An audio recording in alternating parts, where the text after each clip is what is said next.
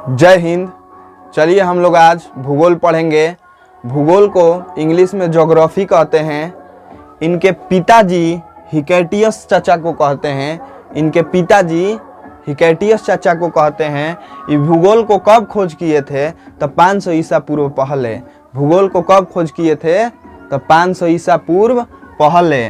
500 ईसा पूर्व पहले। कौन है भूगोल के पिता? हिकैटियस चाचा। कौन? हिकैटियस चाचा। कब खोजे थे? 500 ईसा पूर्व पहले। अब बात आता है कि हम लोग भूगोल किसे कहेंगे। तो देखिए, भू के मतलब होता है भूमि और गोल मतलब पृथ्वी। भूगोल वह शास्त्र है जिसमें हम लोग पृथ्वी के अंदर के एवं बाहर के चीज़ों का अध्ययन करते हैं। उसी को हम लोग क्या कहते हैं? भूगोल कहते हैं। भूगोल में हम लोग सबसे पहले पढ़ेंगे तारा के बारे में। तारा को इंग्लिश में स्टार कहते हैं। तारा उसी को कहेंगे जिसके पास अपना उष्मा और अपना प्रकाश हो, उसी को हम लोग तारा कहेंगे। तारा जैसे हमारा करीबी तारा कौन हो गया? सूर्य हो गया। जैसे सूर्य हमारा क्या है? करीबी तारा है। हम सबका करीबी तारा है सूर्य। तो देखिए, ये तारा जो है, अब हम लोग तो चंद्रमा को कहेंगे नहीं, मून को। अब देखिए, हम लोग बचपन में एक बात याद है गया ससुरा, कि जब हम लोग बचपन में थे तो हम लोगों के मम्मी जो थी चंद्रमा को मामा बुलाती थी और हम लोग मामा बोलते थे। हम लोग बड़े हो गए तो ससुरा एक गाना सुने। उस गाना में आया था कि जा हो चंदा ले आओ खबरिया कैसन बाड़ी मोर जान हो। ये बताइए, ससुरा चंद्रमा तो एक उपग्रह है, उसको मामा, उसको जान, काका बना दे रहा है। छोड़िए ये सब बात को हटाइए, चलिए हम लोग आगे पढ़ते हैं। तो हम लोग तारा किसको कहेंगे? तो जिसके पास उसका अपना उष्मा और प्रकाश हो, उसी को हम लोग तारा कहेंगे। उष्मा को इंग्लिश में हीट बोलते हैं और प्रकाश को इंग्लिश में लाइट बोलते हैं। देखिए, तारा बनने से पहले क्या क्या होता है? सबसे पहले विरल गैस होता है। गैसों में कौन गैस? विरल गैस। तो विरल गैस मतलब जिसका अणु एकदम दूर दूर हो, उसी को क्या बोलते हैं? विरल गैस।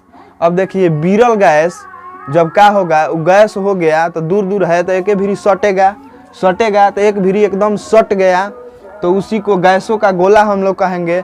गैस को गोला को हम लोग निहारिका कहते हैं। इंग्लिश में इसे नेबुला कहा जाता है।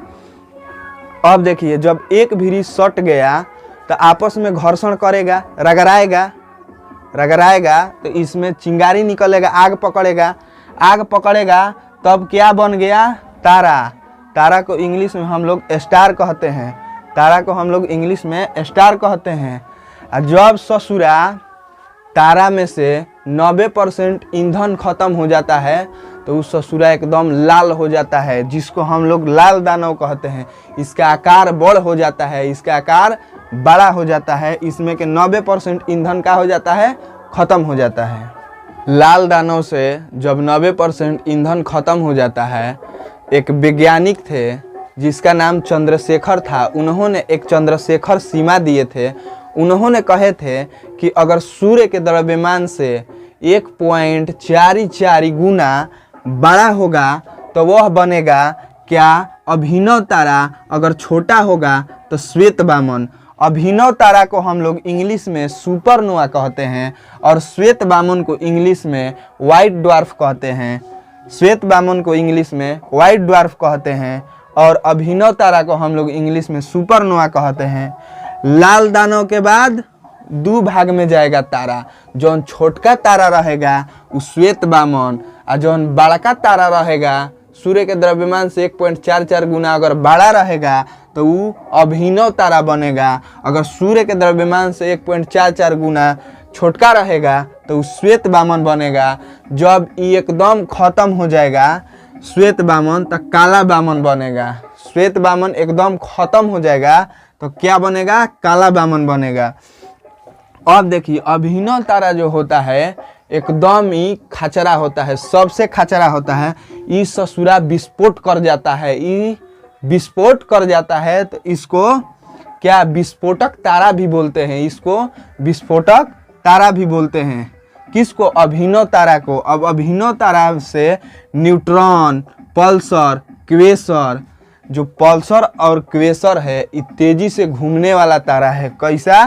तो पल्सर और क्वेसर तेजी से घूमने वाला तारा है। अब देखिए, अब जो होता है वो बनेगा ब्लैक होल। ब्लैक होल जो होता है इसका डेंसिटी ज़्यादा होता है। डेंसिटी के मतलब कि घनत्व तो इसका ज़्यादा होता है। अब घनत्व तो बुझाइबे नहीं करता है। जैसे देखिए ढेर लड़कों को नहीं बुझाता है, तो कैसे समझेंगे? लोहा होता है ना, लोहा कौ प्रकार से होता है। एक फोफाड़का लोहा होता है, उसमें कम घनत्व होता है, ठीक है, उसको उठाएंगे तो हल्का लगेगा। उसके बाद फोफड़कों में तनी भारलका होता है जौन, लेकिन फोफड़ रहता है वो कैसा, उससे थोड़ा ज़्यादा भारी होगा। लेकिन जो बिहार पुलिस में गोलावा फेंकता है ना, वो क्या होता है, उसका एकदम भारा होता है, वो घन होता है एकदम, तो उसका घनत्व तो ज़्यादा होता है। तो इसी प्रकार ब्लैक होल का सबसे ज़्यादा घनत्व होता है। ब्लैक होल का सबसे ज़्यादा घनत्व होता है। इसका एक चम्मच माटी का भार 10 गो हाथी के बराबर होता है। किसका? ब्लैक होल का। चलिए, जय हिंद।